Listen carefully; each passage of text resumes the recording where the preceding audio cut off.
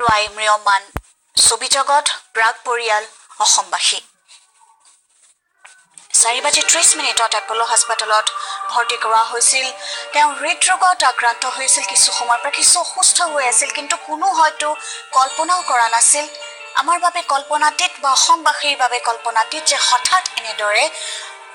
ছবি জগতৰ উজ্জ্বল নক্ষত্ৰত পৰিণত হোৱা ধ্ৰুৱতাৰা স্বৰূপ বিজু ফুকন আমাৰ মাজৰ পৰা এনেদৰে সকলোকে কন্দুৱাই আঁতৰি যাব কিছু সময় পূৰ্বে আমি আপোনালোকক খবৰটো দিছিলো যে 4:30 তেখেতক আপলো হাস্পাতালত ভৰ্তি কৰা হৈছে আইসিইউত ভৰ্তি কৰা হৈছিল সেই সময়টো হয়তো আমি কল্পনা কৰা নাছিলো আপোনালোকেও কল্পনা কৰা নাছিল যে এনেদৰে সকলোকে কন্দুৱাই আঁতৰি যাব বিজু ফুকন সকলোৰে মৰমৰ বিজুদা এই মুহূৰ্তত আমি সকলোৱে এটা কথাই ক'ব পাৰিম তেখেতৰ আত্মাই যেন সৎগতি লাভ কৰক চিৰ শান্তি লাভ কৰক আৰু তেওঁ য'তেই নাথাকক সুখেৰে থাকক শান্তিৰে থাকক আৰু সদায় হাঁহি থাকক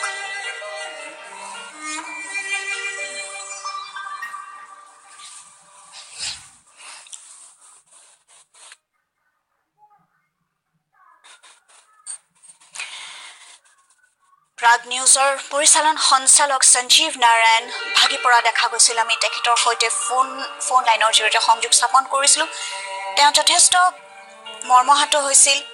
তেওঁ ভাগি পৰা যেন অনুভৱ হৈছিল আমি ফোনত তেখেতৰ সৈতে কথা পতাৰ সময়ছোৱাত তেওঁ নিশ্চয় অনুভৱ কৰিছিল যিহেতু তেওঁ বৰ্তমান ৰাজ্যৰ বাহিৰত গতিকে তেওঁ নিজৰ মনৰ খবৰ কেৱল ফোনৰ জৰিয়তেহে ক'ব পাৰিলে কিন্তু তেওঁৰ অন্তৰ আজি কেনেধৰণে মৰ্মাহত তেখেতৰ কণ্ঠস্বৰত সেয়া পৰিস্ফুট হৈ উঠিছিল সকলোৱে গম পাইছিল আমি ধৰিব পাৰিছিলোঁ আৰু হয়তো আমাৰ দৰ্শকসকলেও গম পাইছে এনেদৰে বিজু ফুকনক ভাল পোৱা প্ৰতিজন ব্যক্তি আজি মৰ্মাহত শিশুৰ পৰা বৃদ্ধলৈকে সকলোৱে ভাল পাইছিল বিজু ফুকনক তেওঁৰ